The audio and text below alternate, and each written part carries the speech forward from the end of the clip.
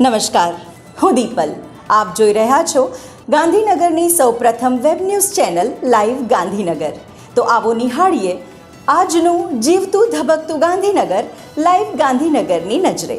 ગાંધીનગર જિલ્લાના સુપ્રસિદ્ધ સ્વયંભૂ ડભોડિયા હનુમાનજી દાદા ઐતિહાસિક અને પૌરાણિક મંદિર, ચમત્કારી આસ્થા અને શ્રદ્ધાના પ્રતીક સમા ડભોડિયા હનુમાનજી ખાતે આજે ચૈત્રી પૂનમ દાદાજીનો જન્મ ઉત્સવે દાદાના ભક્તોનું ઘોડાપૂર ઉમટ્યું હતું. વહેલી સવારથી ધાર્મિક પ્રસંગો સાથે શોભાયાત્રાનું આકાશી નજારો ભક્તોમાં જોવા મળ્યો હતો. અનેરો ઉત્સાહ સાથે ભક્તો ઝૂમી ઉઠ્યા હતા. 2500મી વધુ તેલના ડબ્બાનો અભિષેક ભક્તો દ્વારા કરવામાં આવ્યો. તેમજ દાદાના જન્મદિવસ ઉત્સવ નિમિત્તે રંગબેરંગી 2 કેક કાપીને હેપી બર્થડે કરવામાં આવ્યું. ડભોડિયા હનુમાન દાદાને બાળ સ્વરૂપ શણગારથી સજ્જ કરવામાં આવ્યું હતું.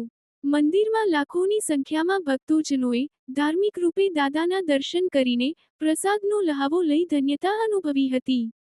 મંદિરને ટ્રસ્ટી અને ગામજનોએ દાદાના જન્મ ઉત્સવને ઉજવવા માટે ભારે જહેમત ઉઠાવી હતી. ગાંધીનગરમાં આજે સેક્ટર 17 ખાતે આવેલ શ્રી હનુમાનજી દાદાના મંદિર સવારથી જ ભક્તોની લાંબી કતારો જોવા મળી હતી. સાંજે દાદાના જન્મદિન પ્રસંગે કેક કટિંગ કરીને સૌનું મોઢું મીઠું કરાવ્યું હતું. આજે શ્રી હનુમાન જયંતી પ્રસંગે ગાંધીનગર સેક્ટર 17 સ્થિત શ્રી રોકડિયા હનુમાનજી ખાતે આજે ભવ્ય ઉજવણી કરવામાં આવી હતી, જ્યાં સુંદરકાંડનું આયોજન કરવામાં આવ્યું હતું. બપોરે હજારો ભક્તોએ પ્રસાદ ગ્રહણ કર્યો હતો. સાંજે હનુમાન દાદાની આરતી કરવામાં આવી હતી. આ પ્રસંગે મહંત શ્રી હરિશરણ દાસજીએ આશીર્વચન આપ્યા હતા. आज चैत पूर्णिमा के दिन श्री हनुमान जी महाराज का जन्मोत्सव आज के दिन प्रकट हुए थे.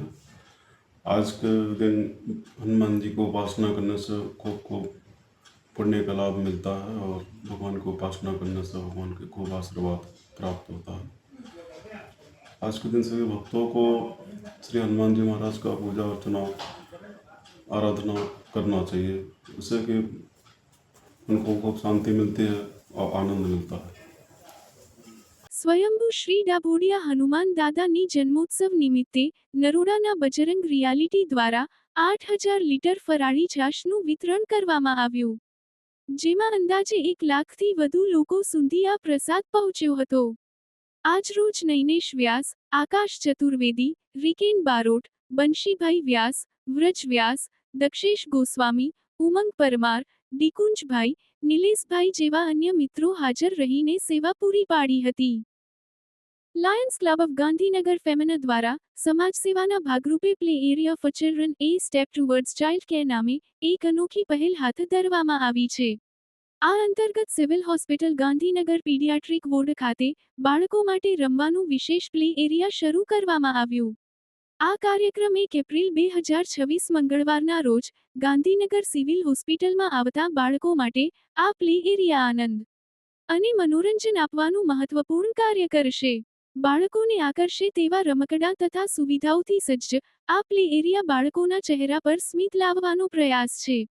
આ કાર્યક્રમ લાયન એલ કે વાઘેલા, એક સ્ટોન વીડીજી ની ગૌરવમય ઉપસ્થિતિમાં આ સમગ્ર આયોજન ક્લબના અધ્યક્ષ અર્ચના દવે, સચિવ કાનન પટેલ અને ખજાનચી માયા અગ્રવાલના માર્ગદર્શન હેઠળ કરવામાં આવ્યું છે.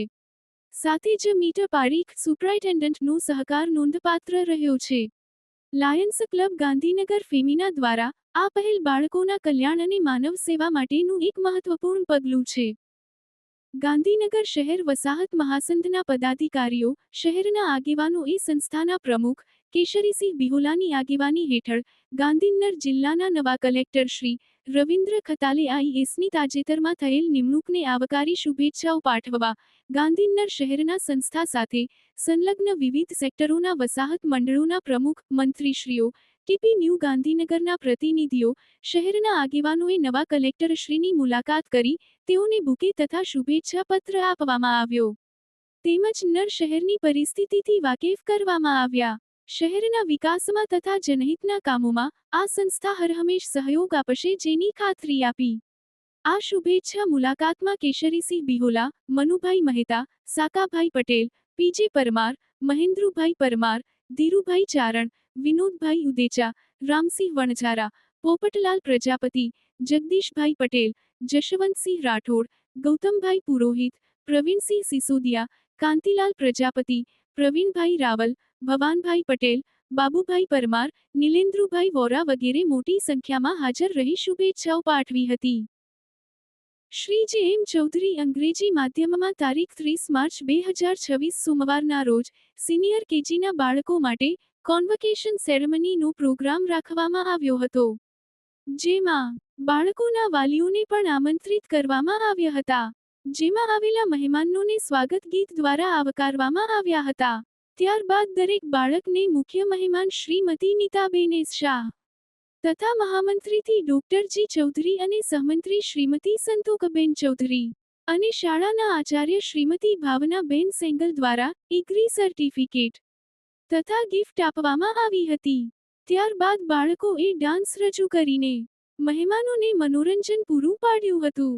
શાળાના આચાર્યશ્રીએ છેલ્લે બધાનો આભાર વ્યક્ત કરી પ્રોગ્રામની પૂર્ણાહુતિ કરી હતી. પ્રાંતિજ તાલુકાના ગઢકણ ગામેથી તારીખ 23 માર્ચ 2026ના 4284 કડવા પાટીદાર સમાજના 46 પ્રવાસીઓ દ્વારા ખાટુઅલ, પુષ્કર, ચિત્તોડગઢ, સાવરિયા શેઠ તેમજ રાજસ્થાનના અન્ય સ્થળો માટેના પ્રવાસનું આયોજન કરવામાં આવ્યું હતું.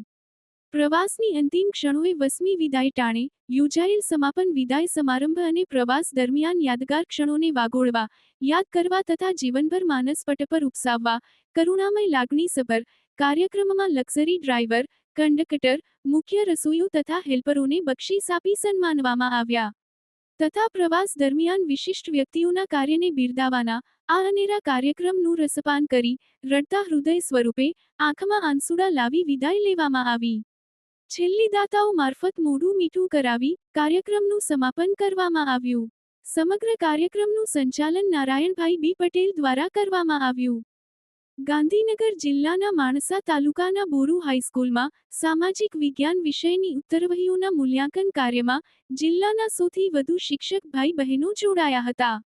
પટેલ કેજી પરિવાર આદર્શ હાઈસ્કૂલના આચાર્ય શ્રી મહેન્દ્રભાઈ પ્રજાપતિની અભિપ્રેરક ઉપસ્થિતિમાં ચાલુ વર્ષે વય નિવૃત્ત થતા 5 સારસ્વતશ્રીઓને સન્માનિત કરવામાં આવ્યા હતા.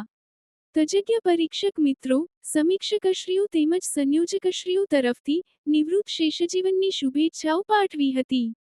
નિવૃત્ત થતા શિક્ષકશ્રી વિજયભાઈ પટેલ કે જીએમ ગર્લ્સ હાઈકલોલ, શિક્ષિકા બહેનોમાં શ્રી નયનબાળા પટેલ દેવકરણના Muvada high school Dehgam, Shri Ashaben Patel municipal girls high school Dehgam, Shri Nitinaben Patel BS Patel high school Chandkheda, Nayanaben Patel Jagruti high school ચાંદખેડાને સ્મૃતિ ભેટ, શ્રીફળ, સાકર અર્પણ કરી શાલ ઓઢાડી અભિવાદિત કરાયા.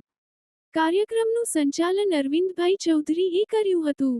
સમગ્ર કાર્યક્રમમાં શિક્ષકગણે ભાગ લીધેલો. તો દર્શક મિત્રો, આપે અનુભવ્યો ગાંધીનગરનો ધબકાર. આપની આસપાસ બનતી આવી જ ઘટનાઓની જાણકારી અમારા સુધી પહોંચાડવા માટે સ્ક્રીન પર દર્શાવેલ નંબર પર વોટ્સએપ દ્વારા અથવા ઈમેલ આઈડી પર મેલ કરીને આપ અમારો સંપર્ક કરી શકો છો. ધન્યવાદ.